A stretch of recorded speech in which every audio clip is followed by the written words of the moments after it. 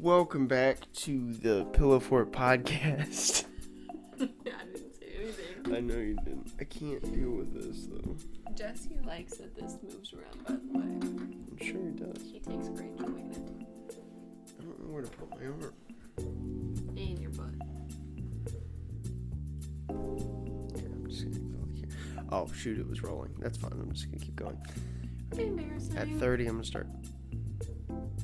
Welcome back to the Pillow Fort podcast. I'm here once again with Shania, and we are going over Dragon Ball. This week, we're going over the Fortune Teller Baba arc, which is chapters 98 through 112. So, as we usually do, Shania, as the newbie to Dragon Ball, general thoughts on this arc. How'd you feel? It was a lot of fun. It definitely feels like the Halloween special, just given It really does, doesn't it? given the characters involved between I'm gonna say Crone, because that's what I spent all week reading, but We got the Viz books, folks. it's such a witchy appearance with the hat and everything, and then we've got Dracula, an invisible man, a mummy, the devil, and a ghost. It's like all, or like a spirit, whatever you want to call them. It just feels Oh, like... you're talking about Go. I got it. Yeah, go on. Which was super cool. That was a cool moment. Loved that. We'll get there. Backing it up though, it really felt like I feel like he was writing this during, like, it would not surprise me to learn that these chapters were written in October. That's when they were coming out. I don't know if they were, but they definitely would have gone. I mean, 16 chapters is like 4 months, so they would have gone past October for sure.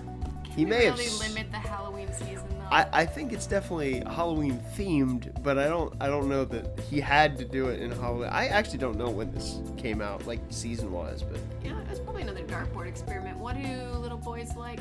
Halloween. Got it. yo, monsters for sure. I'm a big fan. I'm a big fan of classical monsters. Ah, yes, I forgot you were the little boy audience he's targeting. Yes, he got it. I will say, we'll get into these specific iterations of these monsters later, but, so, we've got to find the last Dragon Ball, right? Because Upa's dad, still dead, we got to find this last Dragon Ball. And so Master Roshi tells them about apparently his sister, who is the Fortune Teller Baba, the old crone. It's really an odd choice. He leaves that information out. He just says go see this crone, go see Fortune Teller Baba, whatever, and just doesn't mention that it's his sister at all. Yeah, it just makes sense though. Master Roshi's old. He's so old. He's somehow immortal, I think. I don't know. I don't know if we ever get that. Anyway, but so we got to go get her to tell us where this last Dragon Ball is because we can't find it on the radar. How do you feel about the group that goes to get this information? So Goku takes Yamcha, Krillin, Upa, whose dad is going to be revived, and Puar tags along because he usually follows Yamcha. And those 5 end up fighting in the competition. How do you feel about that group? Oh, they're a mess and a half. They feel like the most ragtag group brought together by circumstance. But then it was, I guess, then launching into their fights. It was really fun to watch them all kind of I don't know, just watching Krillin and Yamcha flex and hype themselves up, and then Krillin gets his head gnawed on, and that was really good. And then the genius where during Yamcha's fight, we've got Krillin decides to bring. We'll get to these I know. fights. Can we get into them now? I like the fight. Are you sure? Or do we need Get it? to- Oh, it's fine. I don't know. I think the group is fun, but I like how we all end up there. So they take the group of fighters that are they'll be our most resourceful, and then during Yamcha's fight, Krillin's just hang on a second, go get these two. And I have to think that somehow in his brain's how do we fight an invisible man? How do we do it? Cover him in blood. How do we cover him in blood? Give Master Roshi a nosebleed. How do we give him a nosebleed? Expose. Ahem. 16-year-old girl. Yeah. Oh, and let me tell you, you were reading. For those of you who are old like me and have read the actual individual mangas, individual like books, we have the Vizbig volumes, which have been censored after the fact. There is not a bra in the original manga. That's not a thing. All of these times that you see Bulma like sort of naked, she is just naked in the original, and Viz has been like, maybe we shouldn't put this in this comic. Yes, so that was drawn in after. Actually, I think like in like 2008. Like it was much later. And they still went with like a racy style of bra. Interesting choice. I like that Goku's butt and little baby Oh yeah, V's get Goku's to pass dong will be regardless. everywhere. Don't you worry about that. That's not going anywhere. It's also, I think it's just funny to me how we get into this fight too, where she's like, you have to pay me millions or you have to fight. And I'm like, and she's like, all I care about is money and fighting. And then it, like somehow her being Master Roshi's sister makes sense. In that Yeah, it all moment just to comes me. together. Somehow it clicks. We're like, that reveal, I'm like, that's not surprising. There's something about this like lechery and greed combo in like a man and a woman thing. He's like, so I'm reading Naruto right now, right? And I think about like Jiraiya and Tsunade have a very similar thing going on, where like we got the old pervy master, and then she's obsessed with money. Isn't that just like a harsh stereotype of men and women? Like Maybe. the men are very like leery You're briefs right. and women are money grubbing. Why have I never done the women and money grubbing connection before? I've never made that connection in my head. You're right, it's the stereotype. That's what they're doing. I mean, I got the men and horny thing. That's pretty clear, but That's reality. that's just out here. But wow, okay. Yeah, no, I see where we're going. I like that she's okay with people getting punched in the face though, as an alternative to cash. She's here for a good time, and I respect the hustle. Yes. Yeah. Yeah, I thought I like the group that goes because I think it shows that they were not ready for that. Like they go, like obviously Yamcha and Krillin are probably they'd go even if they knew they were gonna fight, they would go. But Master Roshi definitely would have been here if we knew we had to fight.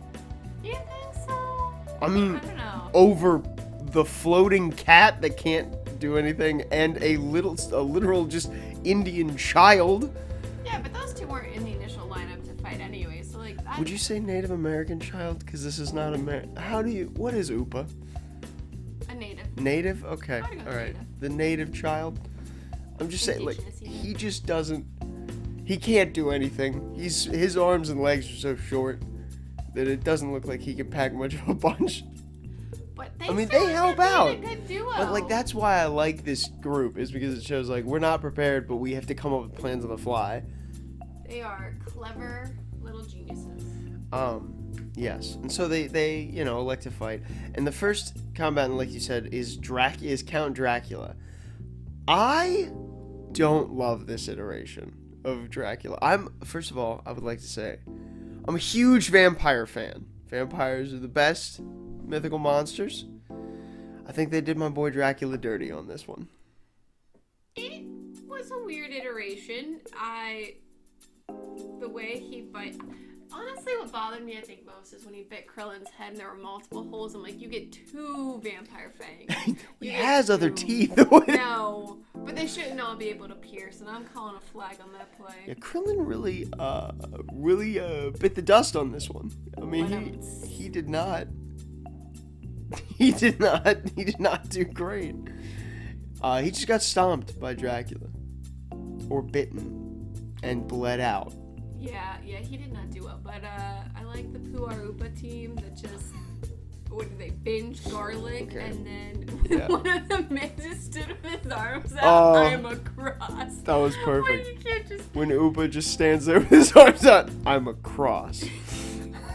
And it like freaks out more. That's Is it like saying it that did it? Is that what sealed in the deal? I have to assume because Dracula didn't freak out until then. I just love. It's like that's the Dragon Ball humor that we're looking for. Just a small child. I'm a cross. Dracula flipping out. It's again like the beautiful where it's like they're intimidating and not like this. I feel like this writer just will never give me like a fully serious arc. Yeah, this and I'm one's not mad definitely. about it, but but This one's got some, but like not really. You're right. It's not. But we do beat Dracula. Puar and Upa managed to beat Dracula.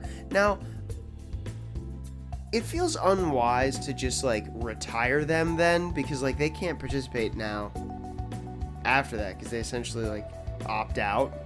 So it's just Yamcha and Goku now against the last three. I would at least have them try.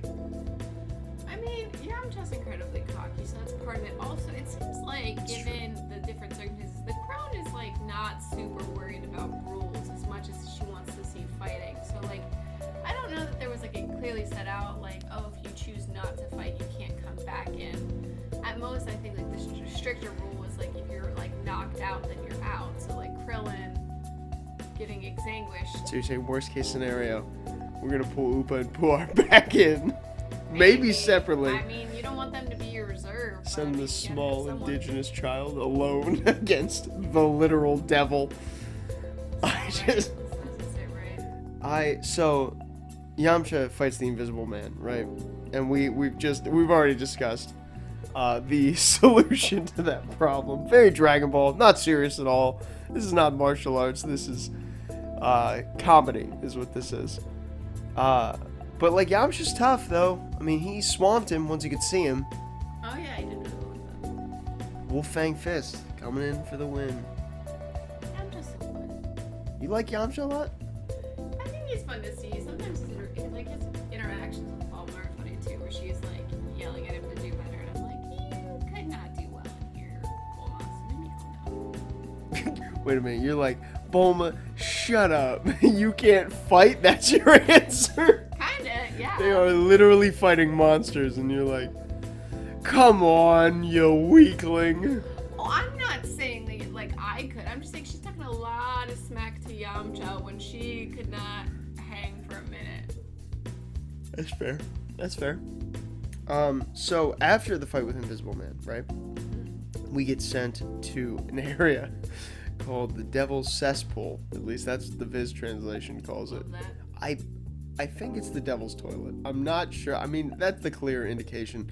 How do you feel about this room? Wait, if it's the devil's toilet, why is it acidic water? What is that? Is that why the devil's so angry? Do you all the see time? that there's like two devils sitting on the toilet on either side? That's what the statues are? I missed that. Why are their tongues out on the toilet? I don't know. Almost touching, too. This is a very weird room. Oh, I feel Did like Fortune Teller Baba have this built for some reason? Like, I want to see the construction workers bringing the pieces of the tongue in to construct this thing. Like, are you sure she wants it? She wants them on toilets? you know what? She's got a sense of personal style, and I respect it. To be honest. Oh yeah, she's definitely got a theme going on. That's for sure. It's a theme for sure.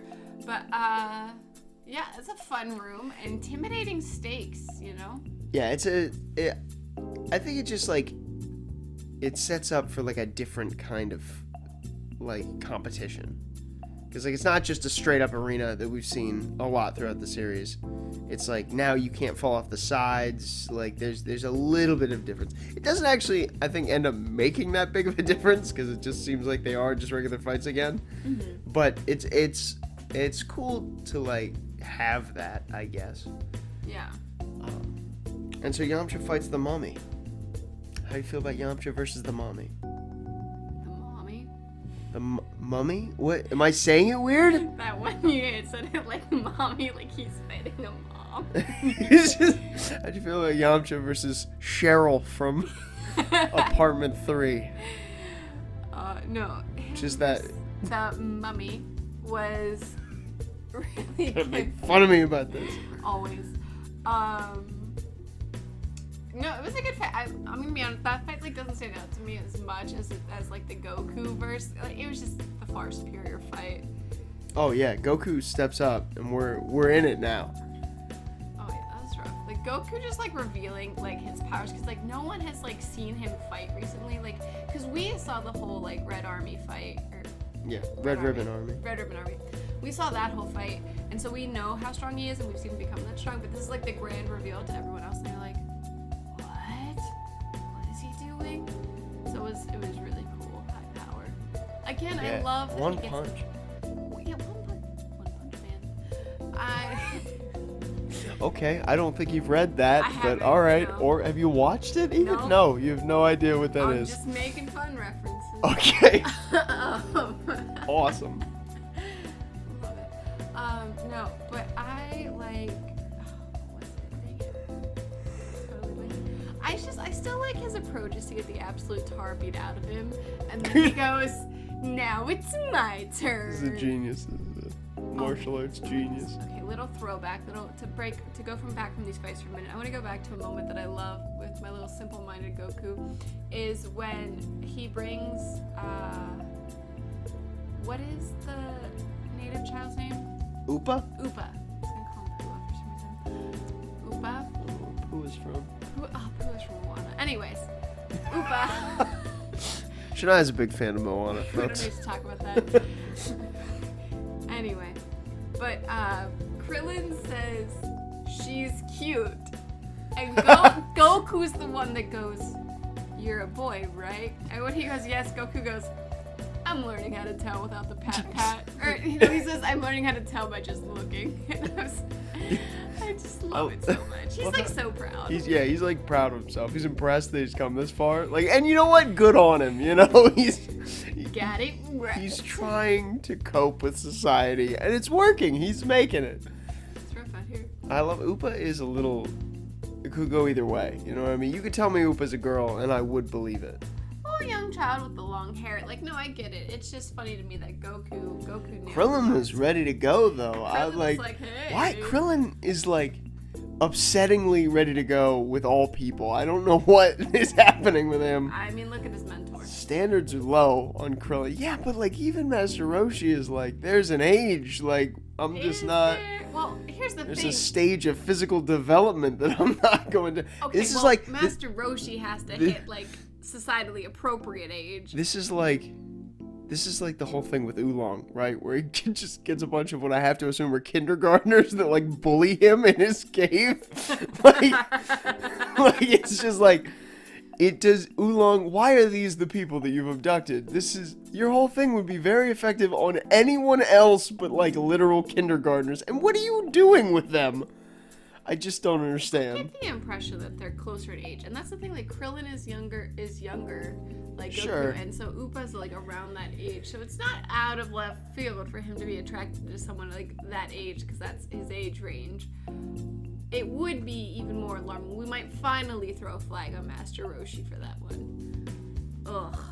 I mean, I feel like society is now throwing a flag for sure. Good. As Master they should. Roshi has been grandfathered in to come to what's okay.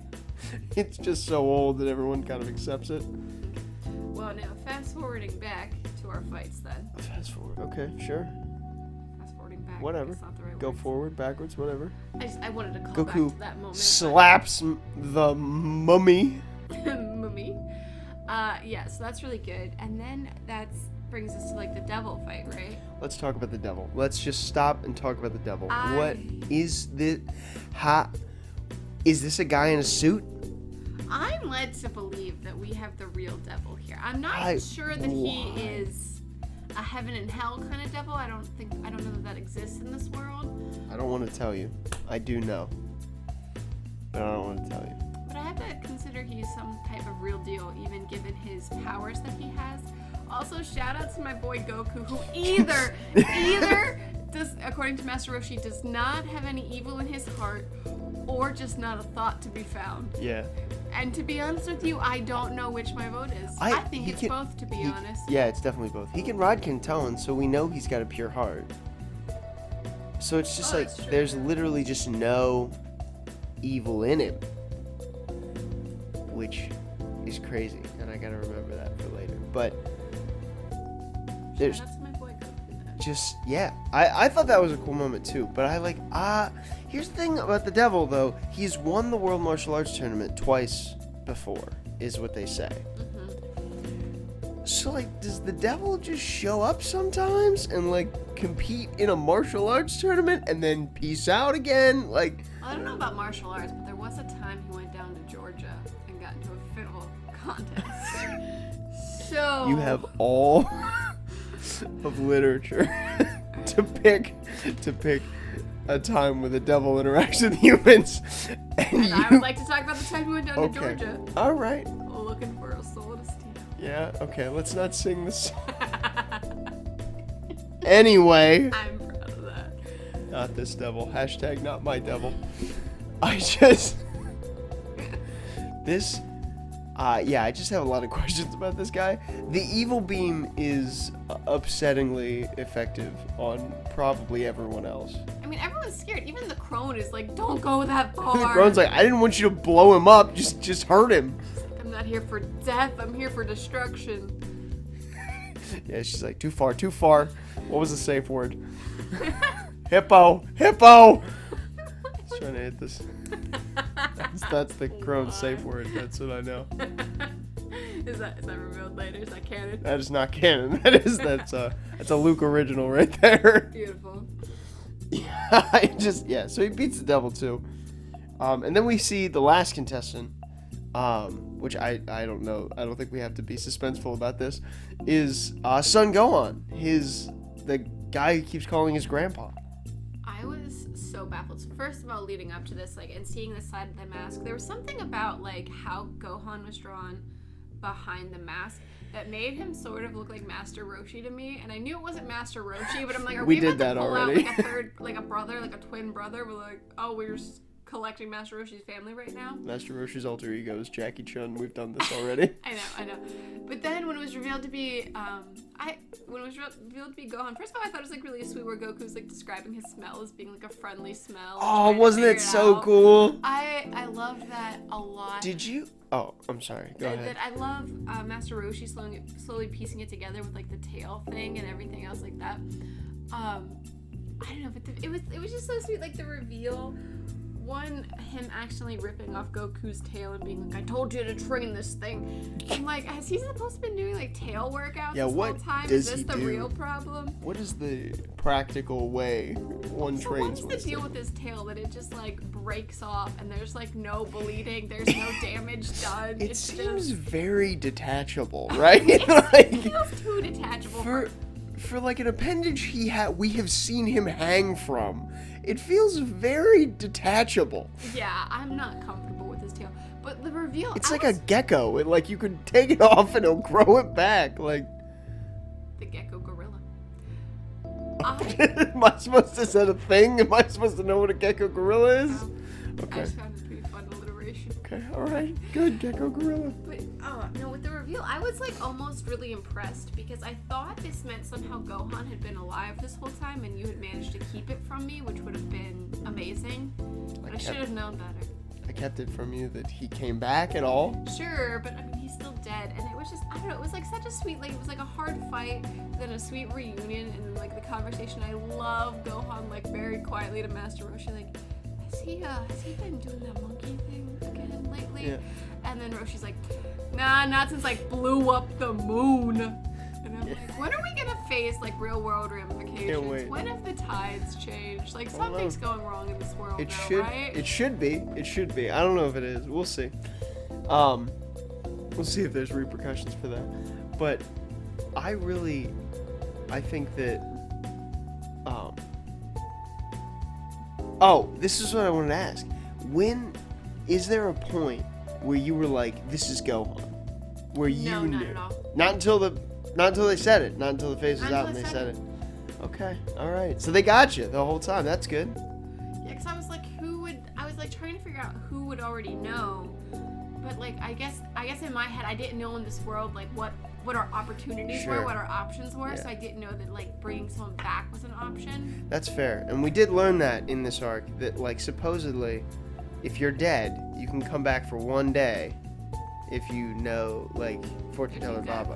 If you've got a crone, you can come back for a day. Which is interesting. I also love that Gohan is, like, anticipating Goku's arrival as he's like, please let me know if someone shows up with a tail. Also, does this mean Goku's the only one with a tail? Where is Goku from? What are his secrets? You keep asking this every week, and we've got a couple weeks. I'm gonna piece it together. We've all seen the meme, the guy standing in front of the board with all the papers and strings. As long as you don't look anything up, you can piece it together all you want. Don't look anything up. I'm not a cheater. Okay. But what is he? What is he? He's You'll got find to. out. Is he the only one? Is there more of him? What? What does it mean? What does it mean? That's a great question. I love the reunion. I think it's awesome. It's like the first like real like I said last week I think that like the Red Ribbon Army arc got us to a little bit more of like an emotional like involvement in this story. It's not so much like just like comedy and fighting, but there's like some seriousness there. And I think this is like starting to be like, hey, look, there's like emotional like moments in this. And I thought Goku reuniting with Gohan was super cool. I love how they both are about it too. There's not like this like hanging on. Like Goku's not like desperately trying to figure out a way for Gohan to come back. In fact, when presented with that opportunity in the Dragon Balls, he's like, no, I gotta revive Upa's dad. That's what I set out to do. He doesn't even think twice about it. And Gohan's like, no, I'm good dead. And I love that even him asking Master Roshi, like, hey, has there been any monkey problems? Like, shows me, like, that there's no grudge here. There's no, like Goku definitely killed him. Like, there's no question about that. We don't know that. Okay, we do. We definitely do. Everyone around him knows. Goku just doesn't know. Goku definitely killed him. But, like, he doesn't bear anything about that. He's got no problems. Well, because whatever, like, Gohan really is to him, Goku sees him as his grandfather, so I have to assume that's the relationship. And if you're... Yeah. I don't know what it would be like for your grandchild to accidentally kill you, but I imagine it's hard to bear ill will. Bummer. It's a bummer for sure. Yeah, so we got a little bit of afterlife stuff, which was interesting, and then we find the last Dragon Ball, and who has it but our main villain of the first arc, Pilaf, and his crew, Mai and Shu. I'm gonna be honest, I didn't love it. It was just... You didn't love Goku fighting buck naked? First of all, the fact Butt that they flapping blew the out. pants off this child only to discover he didn't have a tail was quite funny. You know what's really funny about this is like later in the series when they're adults, we'll get to points where they're having like, you know, battles and like clothes will start to tear, right? But it's always the right clothes. And everybody makes fun of it, like, clothes wouldn't tear, like, why are the clothes not tearing everywhere, just where it's convenient? I'm like, oh, you should go back to Dragon Ball, there's a lot of Goku butt out here. It's just like, it's like realistic, but I'm like, do I have to see the butt the whole time, Toriyama? Did you have to do that? I love that he steals Shu's clothes afterward. He just takes them and puts them on. He's like, this is perfect, thanks. Like, I mean, they did the robot thing. I don't know how you felt about the robot thing, It's but like they did the robot thing. It just felt like really like a poor, I don't know, it felt like poor, like bringing them back for like a 2-second bit. It kind of felt like, and yeah, it did feel like just tossed on at the end. And I liked Pilaf's little, I like this whole, like, everyone that's about to come in power has no right to be there. Our last guy wanted to be tall. Pilaf's minions are like, what are you gonna do when you're king? And he's like, that's classified. I'm like, you don't know. You just want power. I love Pilaf. That's why I love Pilaf. It's so, why is it gross? Pilaf is like, if Pilaf really was the king of the world, he would do nothing different. There would be no change. I mean, I think he just wants to be the name, and that's, you know, whatever, but... He literally would probably just let someone else run the world. Like, he wouldn't, like, it'd be like, he would go around from town to town being like, I'm the king! And then just go back home. I can weirdly see that, but yeah, it just felt like a short, like, one-off bit. I was definitely more hyped just to get back and get the Dragon Balls together. Yeah, we see the Dragon God for the second time. Shenlong makes his second appearance. How do you feel about the dragon? Did we talk about the dragon in the first? To be honest, I have no thoughts towards this dragon. Okay. It just feels I mean, I like don't know. He doesn't have a character. He's just like there. But I've always thought his design is super cool. I really like the way he looks. Yeah, he's like cool looking, but I feel like I'm more obsessed with like what's happening around him. Like he's just like a cool like action moment, but I'm definitely more interested in like the characters and stuff around him. So I've never taken time to like look at him because he's not a character. He's just a means to an end. Yeah, he's not. I don't know that he has. Throughout the whole series, I'm not sure he has many lines. Like, other than fare you well and what's your wish? What do you want? See you next time. Yeah. But Upa's dad comes back, and that's really hype and super exciting for them to be reunited and to learn that. And then for I love the brilliance of Goku grabbing Ball 4. Big brain on that kid. That was way big brain. was... I was impressed because I wasn't thinking like that. I forgot like they turn into rocks first, so I thought he was like breaking some kind of rule. But I'm like, no, nothing says you can't just grab the rock. Right. So I thought that was like a really hype like way of thinking that keeps him from like going on this again. Because I was like, is the whole setup of Dragon Ball literally just gonna be like he keeps going on quests for Dragon Balls? Like, is that gonna be the plot device that moves us everywhere? Goku so just far, like tracking this down. So far, we've gotten pretty far just looking for Dragon Balls. It's not a bad premise, like as it is like something that keeps him moving. Like he's simple enough that I believe he would keep doing that. But all the same, I was like, come on, buddy, we gotta. And he did it. He grabbed it. I also think that like this is just has not been possible. He wasn't quick enough before now to do this. So like, and like it's clear that he is by far the strongest of, I think, everyone. Oh yeah, he's anywhere. stronger than Master Roshi. Like I don't know that there is anyone in the world stronger than him now. So like he at least definitely not that we've seen. So like now he's fast enough to do this. So I think part of the thing is like. Because the question becomes, like, why don't 7 guys just stand around and each guy grabs one? And then every year you can have your wish. It's like, well, you have to be insanely ready for that to happen. Yeah, you need the fastest men alive. And so Goku was able to do that. Big brain on that. But then we get to the end, right? And we get to this, like, what are we going to do now kind of thing. Because Goku has the Dragon Ball, like you say. He doesn't have to search for it, so we don't have to do that. And Master Roshi is like, just see you in 3 years. Walk around the world. Figure it out. This is like a very like old school kind of thought about like the touring martial artist, the wandering samurai. Like it's like this feeling of like traveling the world and this somehow gaining you both like practical knowledge as well as strength. And he sends them on out. Yeah, I mean that makes sense. I'm not like super familiar with it as a trope, but I think it'll definitely be really fun to watch Goku just like explore the world and get stronger. I don't know, there's something especially fun. Like I love the whole like adventure wanderer thing, but there's something especially fun about Goku's simplicity. Like it makes every bit of the journey like a little more fun because it's not just like seeing a new place, it's like entirely new concepts because of his like sheltered, unknowing existence. Yeah. Which just makes it for a really fun read, I feel like. Yeah, and I think that's helpful for us too. It's a good way to give exposition without it feeling like that because Goku doesn't know it. Goku knows as much as we do about his world, which is nothing. So, yeah, But we are now going to hit the first of several time skips in Dragon Ball. So the next time we see Goku, he will be older. They will all be older. Well, 3 years older. Before the next arc. But yeah, did you have anything else to say about this arc? No, I think that's it. It's kind of a short arc, so it's a little shorter. Yeah. So that brings us to what is your favorite arc of the series so far? Honestly, I think maybe this one. I like. Wow, nice. Keeps going. I don't Keeps going up.